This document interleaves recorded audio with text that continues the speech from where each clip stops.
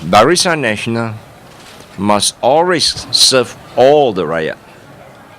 Of course, we cannot deny the fact that we are a mono-ethnic Chinese-based political party, and that we also have to articulate the expectation and the aspiration of the Chinese community in the context and the reality that this is a multiracial country.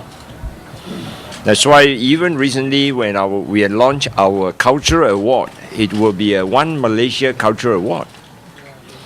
We launched our medical fund, it is also a One Malaysia Medical Fund for all races, irrespective of races. But it is a good reminder from the Prime Minister, not only I'm sure to MCA, but to all component party and also to UMNO leaders. And we are also happy to note that today's AGM, you can notice that all the speakers, their main focus is on unity, stability of the party, how to ensure that the party move forward, and how the whole party should be prepared to face the general election. The unity theme is very obvious. And the other thing that we are happy about is the renewed confidence and the renewed fighting spirit of MCA members. And these are all the grassroots leaders. Well, as I've said, that because we must not forget that we are a Chinese-based party. So when we look after the interests of the Chinese in this country, there will be occasion, as what PM reminded us, that he is also the president of UMNO, and that he needs to take care also of his own member, and he needs to balance the needs and expectation of all races. So there will be occasion when we will have to say different things. But we will bear in mind that we are all component party of Barisan Nasional, and that we have a common objective, and that objective is to continue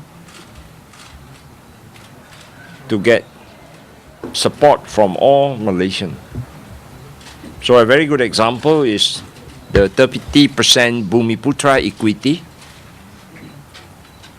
We felt that it's time that the government should review this 30% Bumiputra equity in line with the economic transformation program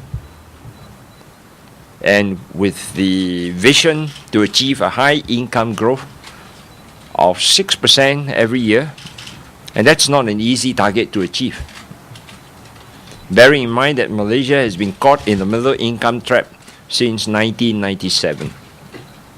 We have been unable to move out of this middle income trap for 13 years. So we need a quantum leap, and PM has provided us with a very clear vision of what this quantum leap is.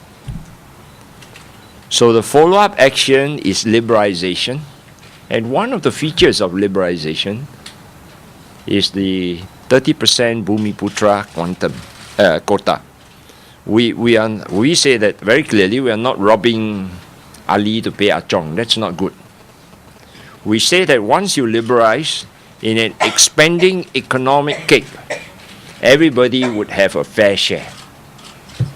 And every Malaysian is a shareholder of the country. So when there is good growth, everybody get a bigger slice of the economic cake. But if we are unable to liberalize and unable to achieve good economic growth, then the economic cake and the slice that we have will be very limited. I suppose it's a good sign.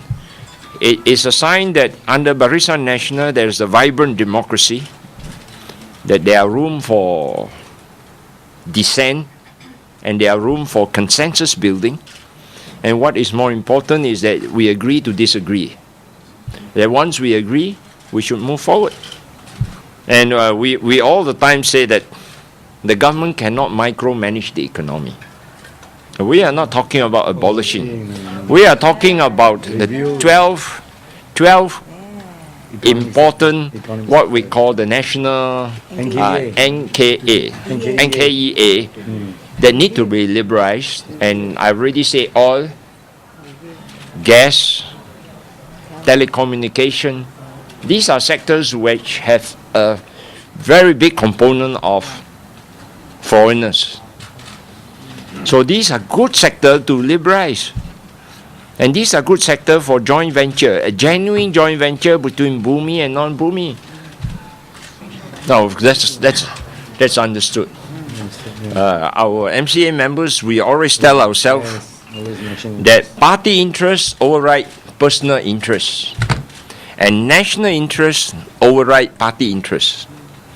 And I said very clearly that we live in a multiracial country. We have to accept these political reality.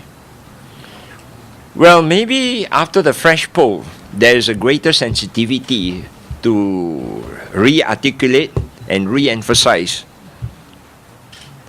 that national interest should be above party interests. There's a greater awareness.